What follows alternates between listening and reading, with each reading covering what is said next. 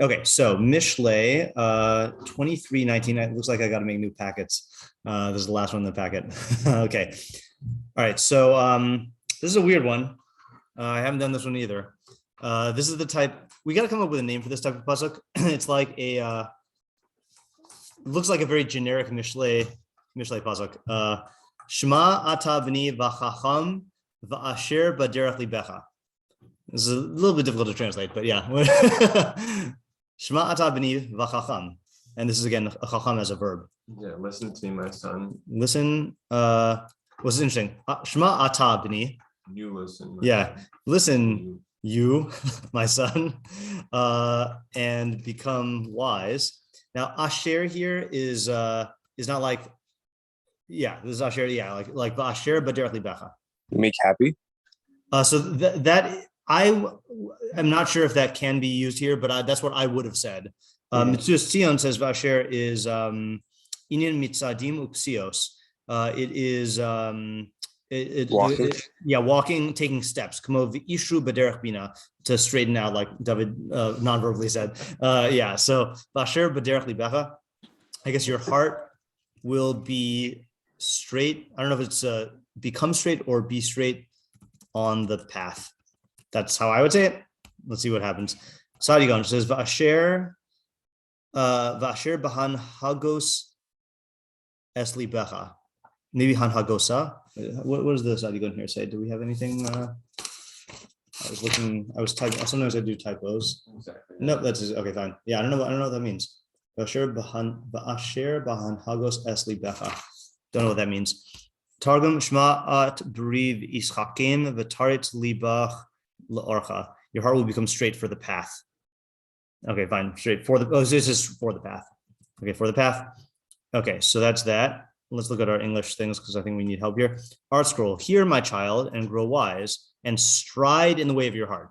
So they use. I think they're getting that from the Metzudos, which is a word for stepping, but like confidently, like going forward. I guess. Striding. The other thing I was wondering, they seem to be taking it this way. Yeah. Is that your heart already has some straightness within it? We were saying in your heart will be straight for the path. Sounds like the path is what straighten your heart is to straighten it. From that transition, it sounds like there is something already straight within your heart. Right. Yeah. So I'm trying to think how we could preserve the ambiguity in the English. And your heart be straight on the path. I don't know how to say it. Yeah. Yeah, all right. So there is that ambiguity there. Living Knox says, listen, my son, grow wise, and then you may walk in the ways of your heart. And then you may walk. I don't know where they're getting that from exactly. They don't even. They might be saying Asher is like granting permission as opposed to like straight, because I don't know what they're doing with the Asher here. Alter says, listen, my son, and get wisdom and make your heart go on the straight way. Here we go. So the Alter commentary says, the verb asher literally means make strides, though as Fox suggests, it probably puns on yashar, straight, and on its other sense to declare someone fortunate. Okay, so it is like, as we were saying, it's like an allusion to asher. Like if it wants to say like you'll become happy by going on the straight path, it can like condense it into one phrase there. All right, let's just keep these English ones here just in case we need to consult them because I'm not so confident in our translation. Okay, questions here. Yeah, Ellie. Yeah, it seems like a very broad or simple. Yeah. All right, so this is where we need Ariel to say, this sounds obvious. Okay, right? So it seems very broad, generic, non like making a specific point. Yeah, Sean. What's he listening to? Yeah, what is he listening to? Yeah. Who is the son? And who is the person speaking to the son? Okay, so who is the son? And then who is speaking to the son? And since you weren't here last week, let me show you the context. So this whole thing here, okay, well, so we did have this, I guess technically it began earlier, talking to the father, giving mussar to the son, but then this local section begins with Beni, Im chacham libecha yismach libi gam ani. My son, if your heart becomes wise, my heart will also become wise. Batalos naki liosai, b'daber sefasach meisharim. My kidneys will rejoice or my innards will rejoice when your lips speak upright words. All you kind of libecha b'chatayim. Don't let your heart be jealous of sinners. Ki im biyiras Hashem kol yom. Your heart should only be jealous of those who fear God all day long. Ki im yesh acharis v'sikvas halot tikares, because there will be a lasting end and your hope will not be cut off. And then we have our thing. So this is in the dialogue between the Father and the Son. So whatever we hold the Father and the Son is there, it will probably be here too. Yeah. I was going to ask if it's a valid move to say it's Shlomo. Yeah. So we did say that. Right. So just to go through the possibilities, just because I feel like we were already in this mode here. So either it is a literal father to a literal son, or it is a teacher to a student, okay, so non-biological, or it is Shlomo talking to the reader, and this is like Shlomo is our surrogate father who's giving us Musar if our fathers did not, yeah, or even if fathers did, yeah. Another, I guess, question. And I'm assuming we've asked this many times, but about the heart and what it is, and if this topic itself teaches anything. Okay, yeah. So what does heart refer to in this context, and then also how does this relate to the other pesukim about heart in this parak, which we've seen? Yeah, a bunch of the pesukim we've recently done, right, in this parak. Yeah, let's just do a search here. Lave. Okay, so we had all right, that's not our area. So we have libecha, b'ni im chacham libecha yismach libi gam ani, al yikana libecha b'chatayim. Then we have arish mabni v'chacham asher b'derech libecha, talbish. No, that's not it. Yeah, and then later on tana b'ni libecha li. Yeah, so there's a lot of heart pointings and directions. Yeah. What's the relationship between the two halves? What What's is this listening and how does it relate relationship to between the two halves? walking in the way of your heart? Right. Let me move these guys. Yeah, which I guess we also have to ask the question of what does the second half even mean? Right. I'm just going to keep that a general question because I don't even know if we're reading it right. What does the second half mean? I'll say even mean to convey his exasperation. Yeah. Chaim? What's the cause and effect relationship between I guess the first half? I think that's what Sean was asking. Oh, Meaning listening. Oh, yeah. I mean, okay, within the first half, you're saying, yeah. I guess you could tack on to number two, like what's he listening to, and then how does that make him wise? Okay, yeah. So, yeah, let's just say, what is the son listening to, and then how? Yeah, I think Oh, sorry. that's number two. Oh, there's number two. Thank you. Yeah. How does this make him wise? Yeah. Why does it specifically use the word ba'asher, right? If this is Yeah. like if we usually use a different word for Right. Okay. So, if I'm gonna actually tack this onto here, okay, which is specifically, what does asher mean, and why use that ambiguous term if it could be said in a more direct way? Yeah. Okay, I think that's all we're gonna get out of this the questions here. I mean, it's you just got to pelt it with these basic questions. We hope to shake out the ideas. I'm picturing it as a big tree with apples. You can shake it, and yeah. All right. Yeah, it's a tough one. I mean, I feel like we have to kind of focus on the second half. That's my intuition. Mm-hmm. And Art Scroll did. I mean, when I saw this in the Art Scroll and stride in the way of your heart, that seems to be a good foothold. But yeah, Sean. Yeah, I think I have a different direction. Okay. Than from Sure. But so I have a question. Yeah. Like, what's with Shema'ata? Yeah, that's right. Yeah. Yeah, and ordinarily, like, I'm not bothered by that, but because it is, because we gotta like get all the little clues we can. Okay, why ata, right?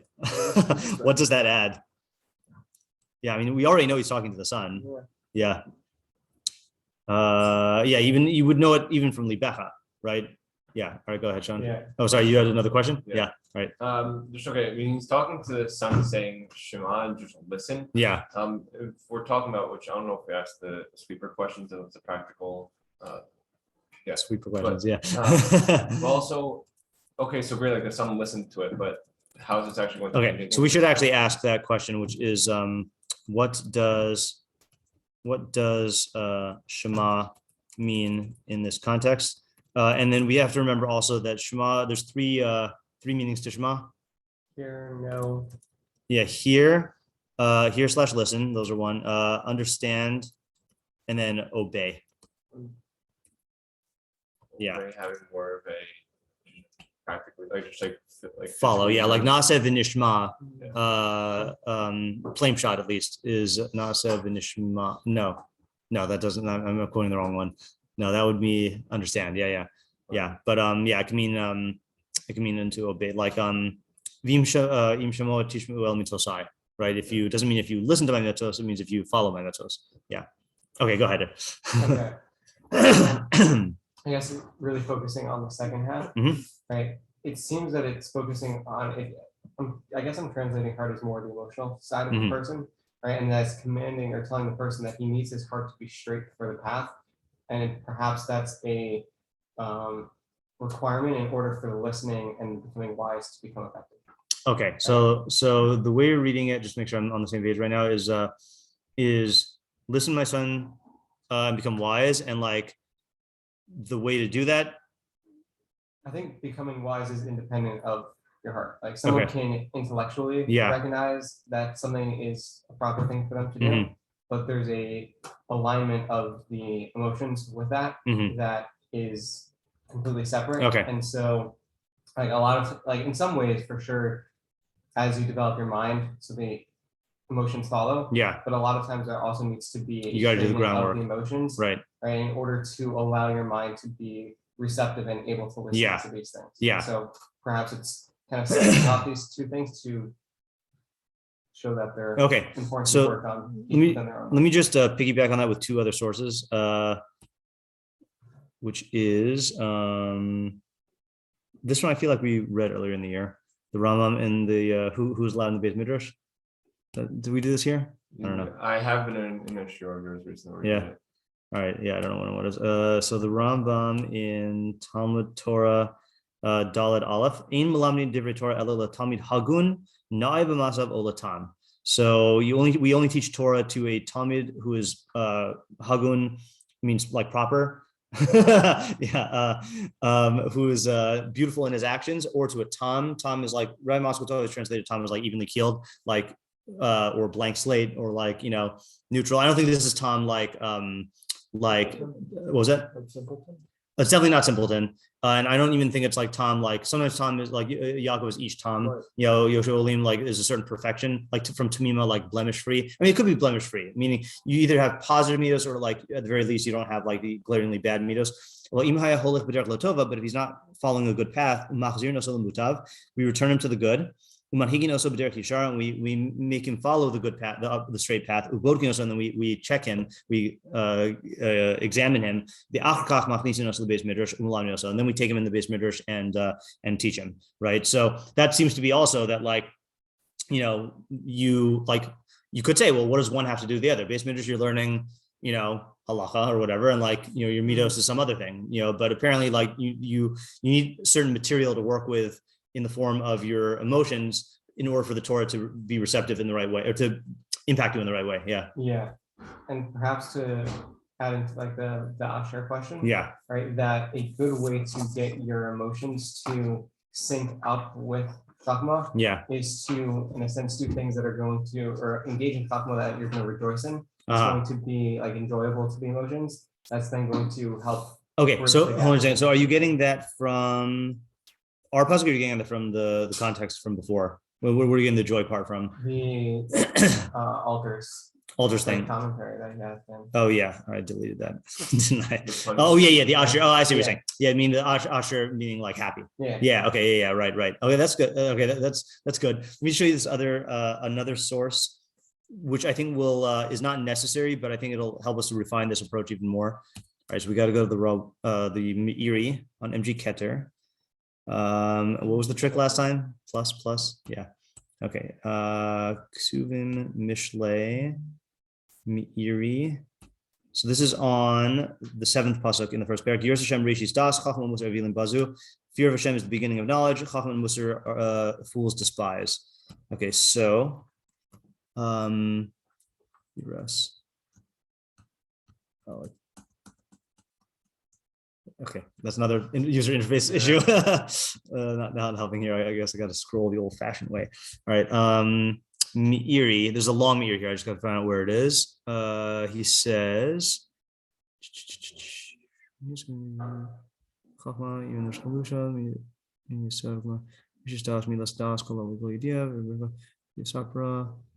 oh no, maybe it's in Ladas Chachma and Musar. Yeah, sorry, it's earlier on Ladas Chachma and Musar. So the Mishlei is teaching you two things, Chachma and Musar. So he says here, yeah, Chachma and Musar, V'shitev Chachma and Musar b'yachad. So Shlomo combines Chachma and Musar together. Ki Musar efshar lios nigmar be'ein katzas Chachma. There's an interesting lesson here. Musar is impossible to complete without some Chachma.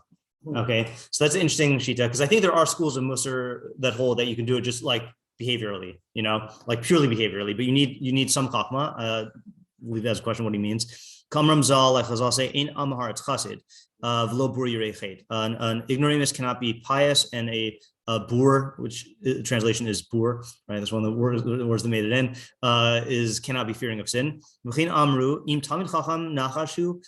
This is a weird memra. Im tamid chacham nachashu chagrehu al masnacha. Im amhar es Chassid al tadur b'shchunaso. If tamid chacham is a snake, then belt him to your pants, like use him as a belt. Okay, and if an Amharitz is a Chassid, then don't dwell in his neighborhood. Don't know what that means. Okay, then he says, "V'hachachma bli musar davar mechur." This is the part that I want to get to. Chachma without musar is something that is disgusting. Okay, like ugly.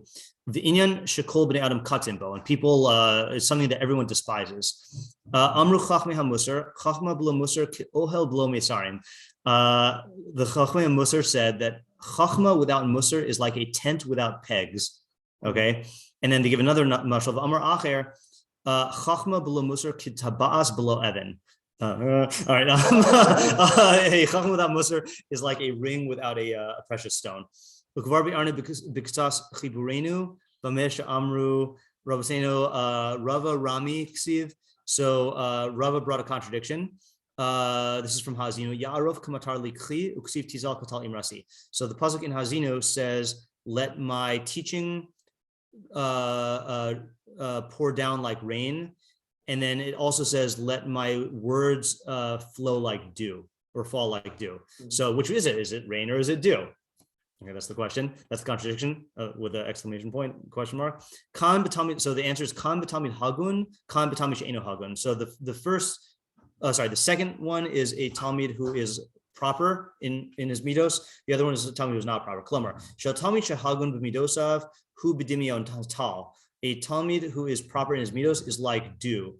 Shafilu be'es she'en b'nei adam tzrichim lo hu arev lahem v'naos. Even when people don't need it, which is never quite clear to me, like what you need, like what all the functions of dew are. But then even when people don't need it, it's like pleasant to them. But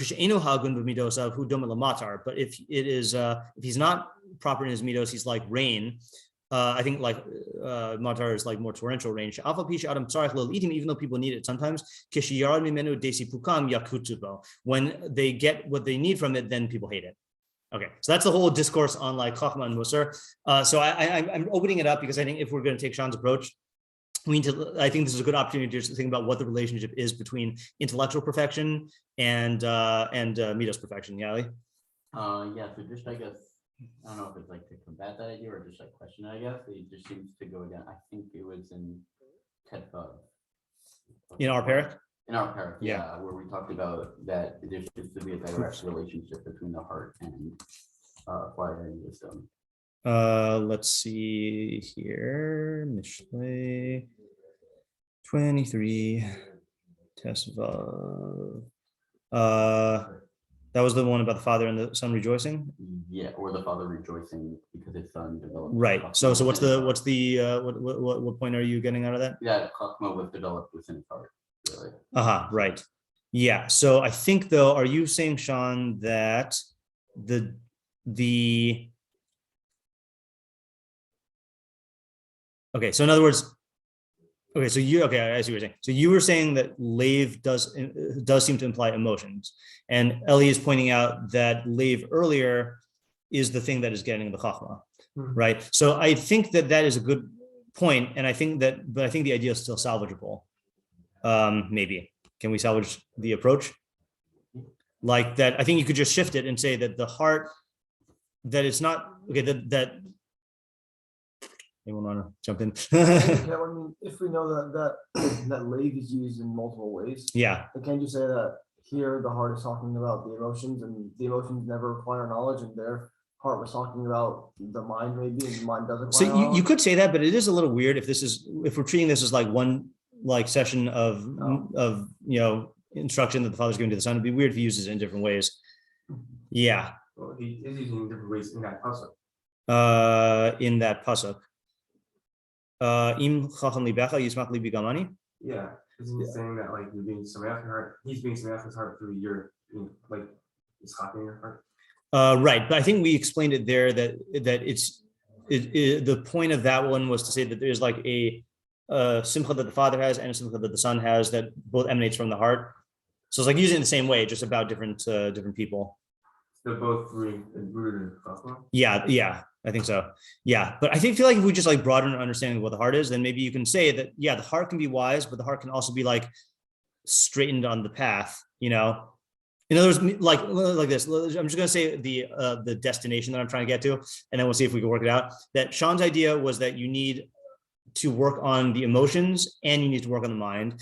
So Sean was saying that from the word heart, but maybe you can just say that from the entire second half of the pasuk. Yeah, Ellie? Yeah, I guess connecting Sean's idea to the overarching ideas within the past few pesukim. Yeah. On how it seems from Tedvav until this pasuk seems to talk about developing your heart and adjusting it to your mind. Yeah. To a certain degree, almost like if the heart is emotion, for example. I don't know if you mentioned the analogy of the guy riding the elephant. Right? Yeah, or something like that. I don't know if I mentioned it here, but I mention it like every day. So yeah, right, yeah. How you're kind of taking control of the elephant to a certain degree. It still represents your emotions, but right. It's not stampeding away or something. You kind of have a little bit of that actually fits in a little well with the Meiri thing about you need ksas chachma to direct the elephant, but the elephant's going to go his own way no matter what, and so like that's an argument for the importance of working on your emotions specifically, because you could get all the chachma in the world, but if your emotions are still like having their own priorities and their own values, so then your chachma is not going to impact them, so that you have to actually work on the emotions themselves. You're now making me wonder, okay, maybe this question has to be addressed afterwards, but I think another question we have to ask here is, we'll add this, how does this follow in the sequence, right? Because you would think from what we're saying that this, or at least from the Rambam, this kind of has to come first, I think it would be more of a conclusion to this whole idea, right? So you have this development of the heart and aligning your emotions and your feelings, I guess, with the ideas of chachma and pursuing good, and then you follow that. You become wise, and then you will follow those ways that you have trained yourself in. Yeah, this is getting into this question of how we read the second half. Yeah. This is literally what the derech is. Yeah, what the derech is, right? See, I'm gonna throw something out, which I might not be in line with this approach, but maybe it'll turn out that way. Is that I think you sparked this with the elephant thing. So I think there is a desire that we all have, which is to be able to follow our heart, and if the problem is you follow your heart and then you end up like making horrible decisions and get consequences, But if you make yourself wise and you have this impact on your heart, then you can follow your heart. It doesn't mean that you're going to always be following your heart like alone. But in other words, if you work on the reason why following your heart is bad is because your heart's instincts are very short-sighted and impulsive.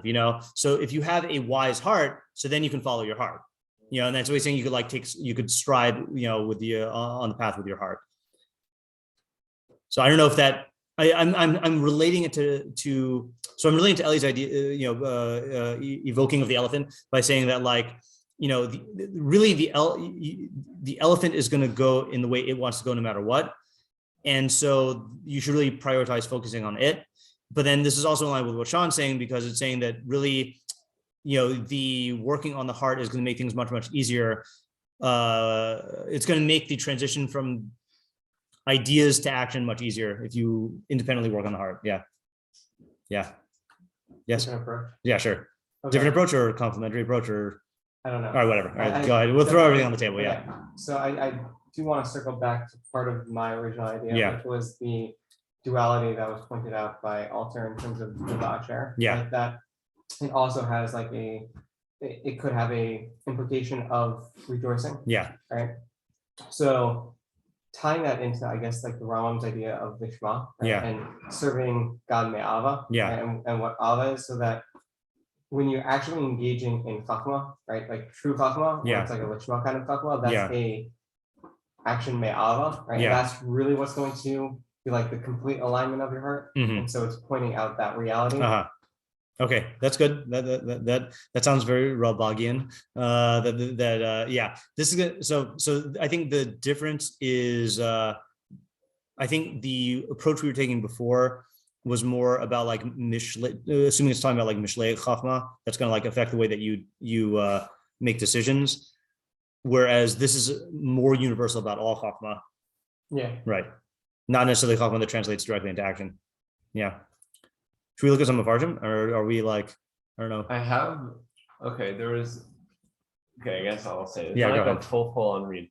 But I had gotten from that second half, if you're going to read Vasher directly as that within your heart there is like straightness to it. I was getting a lot of like Socrates vibes of a certain like having people within themselves recognize that there's ideas and there's thought within there. Mm-hmm. Some within that, then some sort of telling the son to not just push away whatever his own thoughts are.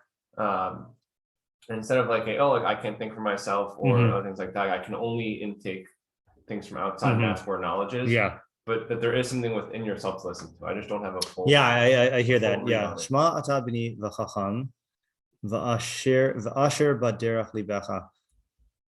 Yeah. Yeah. So then the pasuk would be talking about like there are going to be two sources of that are going to advance your learning. There's the stuff you're getting from the outside from your father, and then there's going to be something about like coming from within. Yeah. Yeah. To not turn away from that. Yeah. I hear the difficulty in reading the second half. All right, let's look at Metzudos. Hope he helps us out. This is Pirkei Avos. That was what I was learning this morning. Okay, let's go to Mishlei.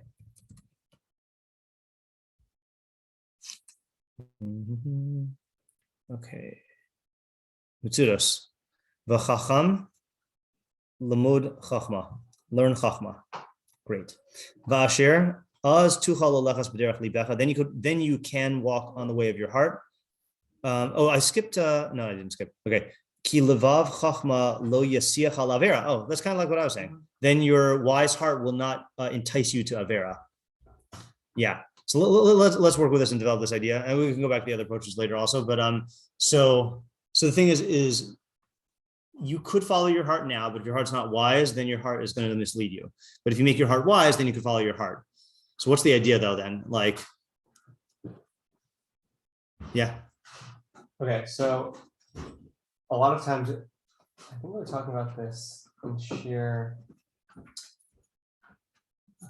I don't know, Okay. a few days ago maybe, right? So people conflate like their intuition, right, with like, or like the idea of intuition, Yeah. right? That intuition is completely separate from chachma. Yeah. Right. And so like when they're following their intuition, they're just tapping into something that's not chachma based. Right. But true intuition is something that is developed through chachma. Yeah. To the point where you no longer need to like fully think out the problem to know what the right path is. Right. So you've gone through, we're like we talk about this in Mishlei, right? Once you go through enough Mishlei, so then like Mishlei actions start coming more and more naturally to you. Right. To the point where eventually like you don't need to go and think and reflect on past pesukim. Right. You just like have a Mishlei intuition sense of what you're supposed to be in Mishlei. Yeah, definitely. Right. And it feels the same though, because Yeah. you're not relying on conscious analytical thinking, but and that's where the trap is. Yeah. So he's saying, right, intuition is not a bad thing. Yeah. Right. And living based on your intuition is not a bad thing, but you need to make sure that you've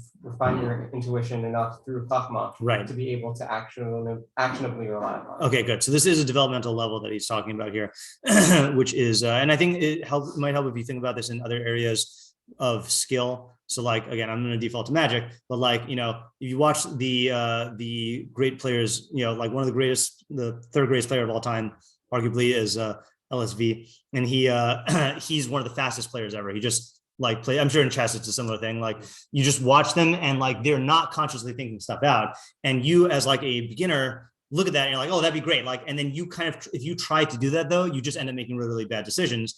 And you say, well, what's the problem? Like I'm relying on my intuition just like he is, and you are, but you're relying on your untrained intuition, and that's why it's turning out bad. So if you train your intuition, you'll get to the level where you could do it automatically. So the question though is, why is he telling the son this, right? I feel like now we can look at this in the context of the ideas from before. Yeah. So progressionally, I think it makes a lot of sense, right? He's first telling him to listen to chachma. Yeah. Right? Listening requires you to critically engage with this material. Right. And to let it impact you. Right. To the point that then later on, right, you can just go in the straight way of your heart and not necessarily.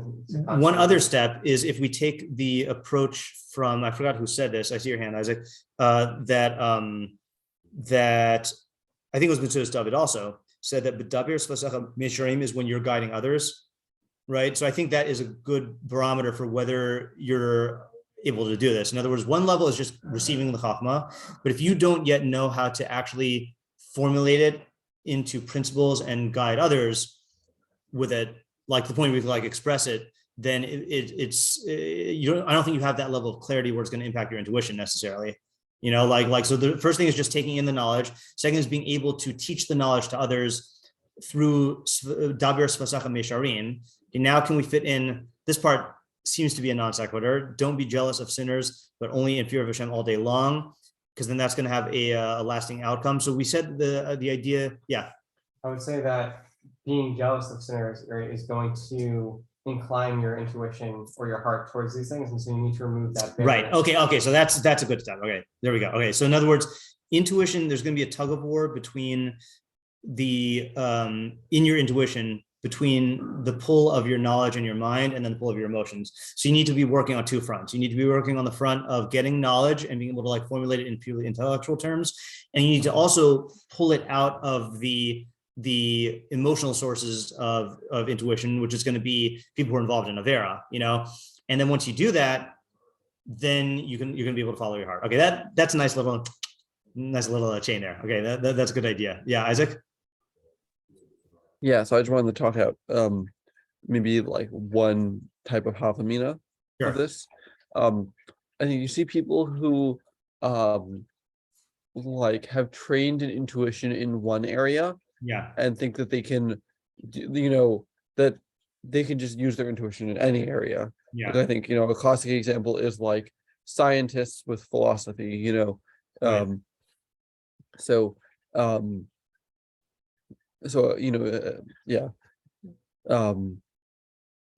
I think that's like type of havamina. Okay, yeah. So I'm gonna say another havamina also with that, which is I think a good example, better than science. Okay, you can say scientists and philosophy also, but let's say like you are a judge, and you have to know the law, but you also have to make sure that your emotions aren't swayed by the particulars that you're judging, So like, let's say it's a case, let's say like, I don't know, a Supreme Court case that involves like something that's going to affect like a bunch of Americans or whatever, so you might think that all I need to do is just know the law and hold my intuition there. And that might be good in areas where where your biases aren't going to affect your thinking, but you also need to work on your midos and your emotional side of the intuition to make sure you're not swayed that way, And similarly, there are people who are very emotionally intelligent, but since their mind is completely untrained, then they're not going to have valid intuition in the area that they're studying. Yeah. Yeah, I think another would be to say that like it reminds me of like the hobby that some people have when they first like start learning, or like at least the one hobby. No, just kidding. Yeah. or at least like when like you first get into like I don't know like learning like hill's stairs. Yeah. And it's like I need to get rid of all my emotions. Yeah, right. And then hobby here would be like I need to get rid of like all my intuitions. I think that was what you were saying. It gets okay. Is that what you're saying? That like you have to like just separate yourself from like all your like intuition equals bad. I'm saying, and then this is saying like intuition is not bad in itself. It's bad if it's not being right. Trained. Right. Yeah. Okay. Yeah. Yeah. So I guess just in terms of, I still think it's somewhat affiliated to the pesukim we did previously. Yeah. I think it fits really nicely. How right? So he's telling it starts on Petra, right? Yeah. He tells his son to replace the emotions that his heart yearns for, to do so for his father's sake, to make his father rejoice with kind of replacing one emotion with another, but like while also like that's interesting.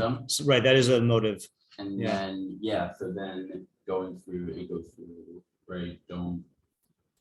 and we talked about not envying people like who are sinning, right? And instead like those who fear God.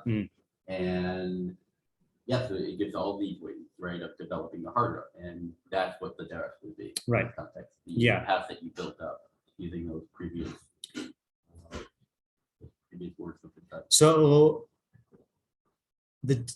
I like seeing the derech is more about the derech that you're like going on in terms of in the world from here. Are you saying the derech is like the developmental? Right. The heart, the intellectually, emotionally aligned path that you built using the previous. Right. All right. So that is definitely true. That is the path that you're going to end up going on. All right. Let's. That's not the end in itself, though. Right? That's not the end in itself. Yeah. I think I still like the punchline here being, this is how you can follow your heart. Right. You can only follow your heart if you train it. If you train it through chachma from the one end, and to the point where you can actually like formulate it, and if you remove it from bad influences and redirect it towards good influences through being jealous of your people who have your Hashem all day long, then you can like follow your heart. You'll get to the level where you can follow your heart. Can we answer any of the minor questions we had here? I mean, I know we don't need to answer who the son is and what he's listening to, because I think that's the same. Can we answer the ata? I'm just curious. I mean, not that we have to. Yeah. When I first asked it, I was thinking about using that the father is Shlomo, and he's just pointing out that he's talking to the reader. Like I don't know, but he's just like stressing the point that he's not talking. Even you. Yeah, no, not even you, but like specifically you, meaning the reader, and he's showing that he's not talking to like a different kind of son in that sense. Oh, I see what you're saying. You could reach him out. Right. As the three sons, yeah, right? But this one is specifically pointing out. You're saying this is answering the question about what the son is, because you wouldn't need to say you. Yeah, I hear. Yeah, I mean, I feel like people who want to read it as the other son would say like, oh, but that's what the father's saying. He's just saying you. But yeah, I hear. Yeah. And I was going to say was that you could have been people feeling like they themselves are the exception. Always. That's what I was thinking. Yeah. Yeah. No, right. I think we had a move like that earlier in the year, that the Havamina is well, I can follow my heart, without going through all this. Sitting with the ruler and sitting with the miserly person. Yeah, maybe I'm not sure. Yeah. So, but the point is that you think that you can follow your intuition without this, and you say no, you have to do this. Yeah, Ezra. I was thinking ata as like lamancha as opposed to aziz machani. So like in one case, become wise for your father. Your father's sake, and also for your own sake. For yourself. Okay, that works also. Yeah, Sean. Yeah. So Shema Ata is one truck, right? Shema Ata, yeah. The two things. So perhaps, right, it's which sounds more like a command. Yeah, it is Shema. Yeah. Right. Exactly. Right. So I would say that perhaps within this process, the listening part is the most difficult part. Because before your intuition is trained, right, listening to Chachma like requires you to engage in critical thinking and like a state of awareness. And also to not suppress is the wrong word, but to put your own intuitions in check in order to be able to subordinate your mind to someone else. So it's commanding it more strongly in order to show that this is like the hardest part. And once you get this part, the other part will. Yeah. Okay, good. That's a good answer also. Yeah. Okay, this might be cheating. Yeah. I accidentally noticed that Rabbeinu Yonah he spells with an I. With an he's like now. Oh really? Yeah. I wonder if that's a typo. That's funny. Let's look at Shema Ata. Yeah, I wonder if that's a typo. There's one place we could look, which is the Minchas Shai. Yeah. No. So there must be a typo in the thing. Yeah. Should we read Rabbeinu Yonah? Let's read Rabbeinu Yonah now, and then we can come back to it tomorrow. Shema Ata b'ni b'chacham. Yeah, I see. Thanks. I still got 20%, 19%. Okay. Shema Ata b'ni v'chacham v'asher b'derech libecha. Lamod mina chachma. Learn from the chachma kadei she'ta'asher libecha b'derech hayashara, so that you can straighten out your heart on the upright path. So you can straighten out your heart on the upright path.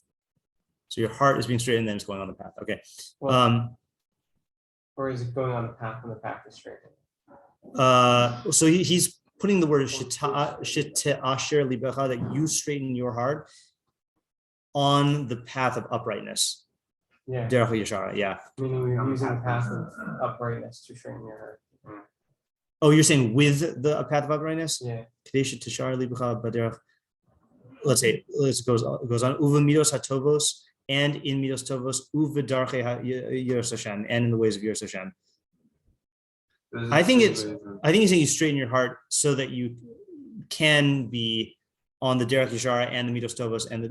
Actually, I'm not sure. I think you can read it both ways. Let's see. Kizei yisod hatoelas mina chachma. This is the foundational benefit from chachma. V'haroi lahakdimo l'sakin bo halev, and it's proper to proceed to start off with it by fixing l'sakin bo halev, to straighten your heart with it. Maybe you're right. Lihios tam v'yashar v'yirei Elokim, so you can be wholesome or blemish-free, upright, and God-fearing. I didn't quite get it. The idea of the pasuk that comes after it. Ya'id al zeh shemasir al hasaras hamidos haros v'hemshech achar hataiva. Yeah. No, it's clear it's going to be about guzzling wine. So it's something about bad midos. Okay. Ubir ha'inyan v'asher b'derech libecha. What does it mean? Asher b'derech libecha shlo tehalech ata b'derech libecha. You should not follow the ways of your heart. Inyan shenemar v'halech b'derech libecha, like it says in Koheles when it tells you to follow the ways of your heart. But then it says, Ki al kol ela yaviecha ha'elokim b'mishpat. God would bring you to judgment in all of these things. Ki al midos ha'ela yaviecha ha'elokim b'mishpat.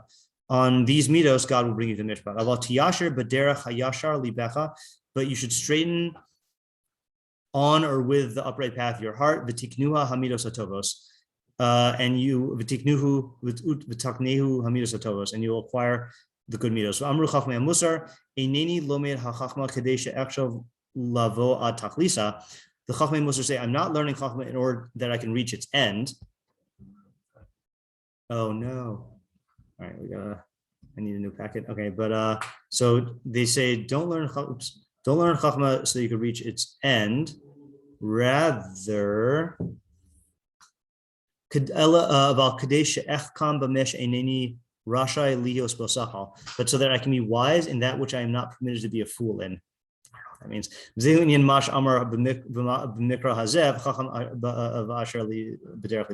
have no idea what he said, and I also don't know how to read it. All right, so let's leave this for now and then come back to Rabbeinu Yonah tomorrow. I like the idea that we said though; it's a good approach that I'm confident in because it aligns with the sequence. Okay, nice work. It's always nerve-wracking to have a very generic sounding puzzle like this because you think it's not going to have a new idea. All right. Yep. Okay. Good. Thank you. Yeah.